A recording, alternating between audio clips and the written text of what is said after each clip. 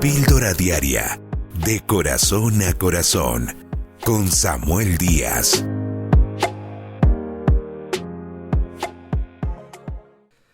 Conocí la vida de un joven que cuando conversé con él lo noté un poco frustrado. Frustrado porque en su corazón tenía muchos proyectos, sueños, anhelos, pero en su realidad había alcanzado muy poco. Indagando más allá de su situación me di cuenta de la cantidad de temores que habitaban en él. El temor es una emoción con la cual Dios nos creó, natural, innata, que muchas veces nos evita caer en cosas como cuando nos acercamos a un precipicio y nos da temor la altura. Es una manera de cuidarnos, de prevenirnos el caer en ese lugar. Pero el problema es cuando el temor entra a gobernar nuestra voluntad. Esa emoción, cuando entra a gobernar, entra a hacer algo que condiciona la acción, es decir, que es un sentimiento que precede a la acción. Una persona que quiere actuar, pero tiene temor, entonces ese temor puede controlar lo que esa persona quiere hacer. Ese temor termina acobardando, paralizando y frustrando lo que aquella persona quiere hacer. Y si la persona no hace cosas en su vida, pues no verá desarrollo, conquista y avance.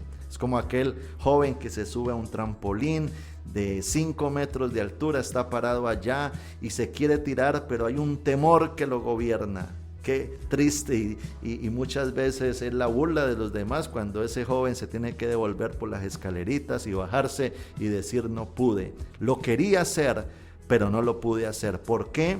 Por el temor. Hay muchas cosas que el temor está impidiendo que muchas personas hagan en la vida lo que Dios les llamó a hacer. Y allí es donde tenemos que confrontar esos temores.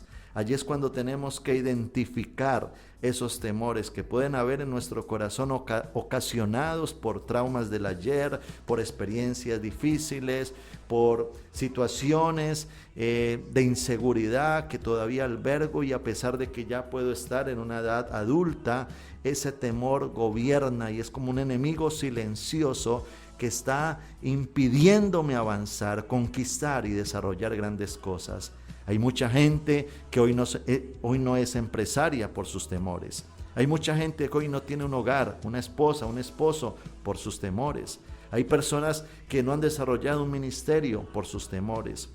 Y qué tremendo es pensar que Dios nos quiera dar tantas cosas, pero hay ese enemigo silencioso que se llama temor afectando nuestras vidas. El libro de Romanos, en el capítulo 8, versículo 15, dice la palabra: no habéis recibido el espíritu de esclavitud para estar otra vez en temor, sino que habéis recibido en cambio el espíritu de adopción, por el cual clamamos, Abba, Padre. Qué interesante este texto bíblico, porque Dios ha venido a liberarnos del espíritu de esclavitud, un espíritu que nos tenía sometidos, subyugados, oprimidos, impedidos para avanzar en victoria en nuestras vidas.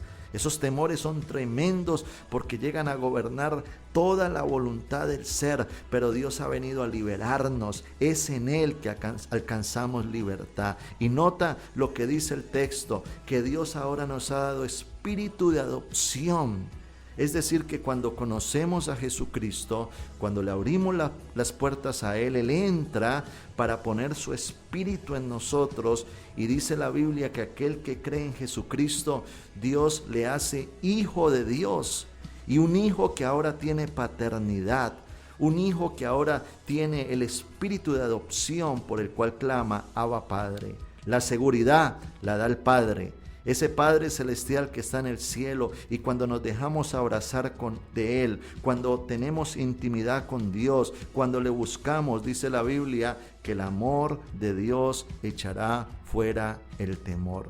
No convivas con el temor, hazle la guerra, entiende cómo superar esos temores. Albert Einstein decía que la manera de enfrentar los temores es superándolos, es nosotros enfrentar aquello que quizá nos da temor hacer y ahora creer en Dios de que con Él lo podremos lograr, que con Él podremos caminar en victoria y podremos hacer aún las cosas que antes creíamos imposibles. Enfréntate a esos temores, recibe la paternidad de Dios, supéralo y haz aquello que Dios te ha dicho que vas a hacer y que vas a alcanzar la victoria. Suscríbete a nuestro canal de YouTube, Pastor Samuel Díaz, y recibe una dosis diaria de inspiración.